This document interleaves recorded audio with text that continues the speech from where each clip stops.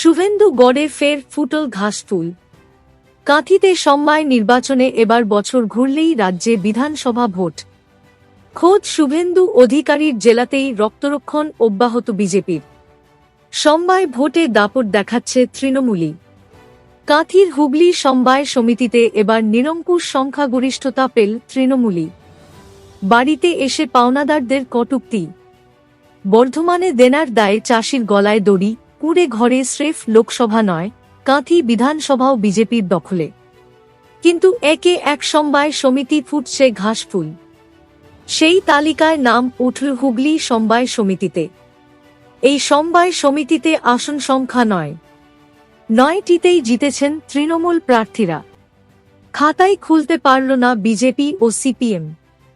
এদিন ভোটের ফল ঘোষণার পর বিজয়ী প্রার্থীদের নিয়ে তৃণমূল কর্মীদের উচ্ছ্বাস ছিল চোখের পড়ার মতো।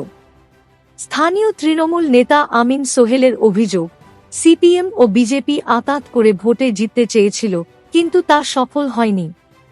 বিরোধীদের পাল্টা অভিযোগ, মানুষকে ভুল বুঝিয়ে, ভয় দেখিয়ে ভোট কেড়ে নেওয়া যায়, কিন্তু মানুষের মন জয় করা যায় না। আগামী নির্বাচনে তা প্রমাণ হবে। এদিকে কাঁথির পাইকবাট সমবায় কৃষি উন্নয়ন সমিতিতে সংখ্যাগরিষ্ঠতা পেয়েছে তৃণমূল।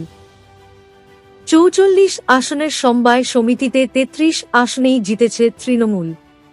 বিজেপির ঝুলিতে ৭। বাকি ৪ আসন পেয়েছেন নির্দল প্রার্থীরা।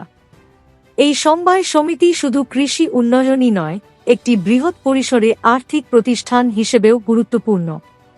ফলে এই নির্বাচনে তৃণমূলের এই বিপুল সাফল্য রাজনৈতিকভাবে তাৎপর্যপূর্ণ বলেই মনে করা হচ্ছে। বস্তুত কাঁথি লোকসভা সাংসদ খোদ শুভেন্দুরই ভাই সৌমেন্দু অধিকারী। ফলে তৃণমূলের এই জয় যথেষ্ট তাৎপর্যপূর্ণ বলে মত রাজনৈতিক মহলে।